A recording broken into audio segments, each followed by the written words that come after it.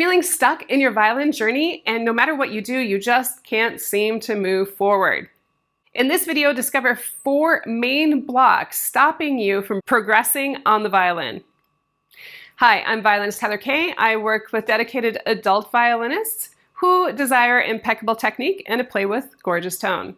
The first main block I see that's stopping violinists from progressing forward is actually the violin hold itself. Symptoms of a bad violin hold: pain in the left arm, pain in the neck, pain in the shoulder, unable to reach the tip of the bow, unable to vibrate first finger on the G string, unable to play up in higher positions effortlessly, unable to have a good tone on the G string, unable to play with a good tone. These are all symptoms of a bad violin hold. So it's pretty important to have the violin set up properly and ergonomically. I go more into detail in my violin hold video, which I'll link in the upper right-hand corner of this video. But I would highly suggest, if you truly want to move forward as quickly as possible, to schedule in a session so we can go over this first main block. Block number 2, the left side of the body. The symptoms of the left side of the body not working properly are tension in the left hand, unable to vibrate, inconsistent intonation, and trouble shifting. It is very important for the left hand to be balanced and that this is in alignment from your elbow to the knuckles. We want to have the left hand set up in such a way that the fingers are able to be placed above the strings and to fall naturally and independently of the hand, without the hand doing some strange things. So keeping the hand silent and that you truly balance between 1 and 4. You can check this out in my balanced left hand video for more details. And after that, if you find that you need some more help, definitely schedule in a session. The third biggest block that I see is on the right side of the body.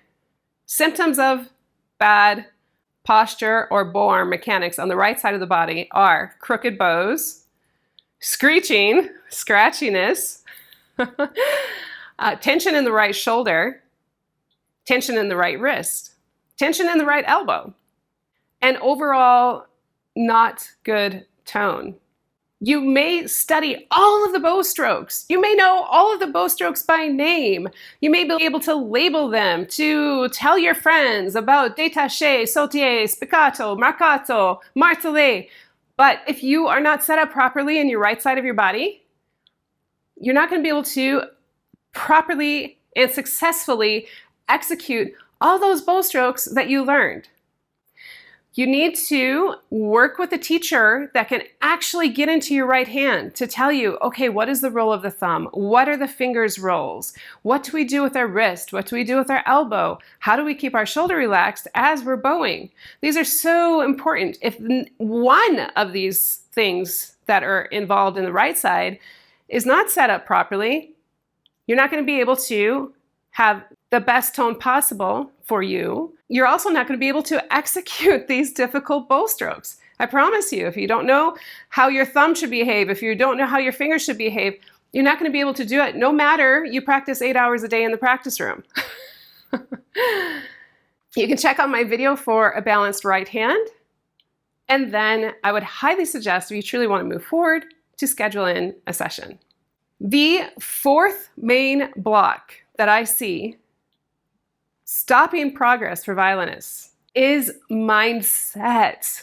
What helped me the most with performance anxiety was, one, to continue to perform again and again and again and again, but also to get into the mindset behind a successful performer.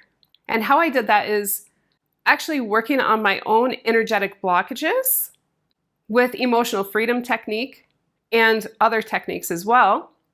Plus, retrain my brain for positive thinking. As a recovering perfectionist,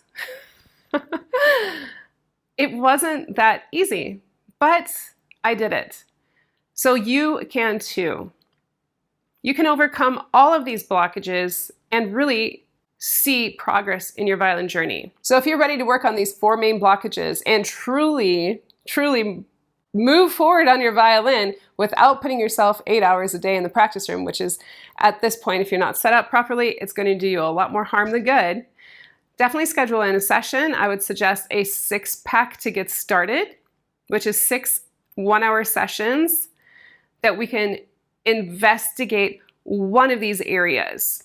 It's good to go one at a time, not to think about everything, because there's so much to think about on the violin. So first, we'll go in and investigate your violin hold.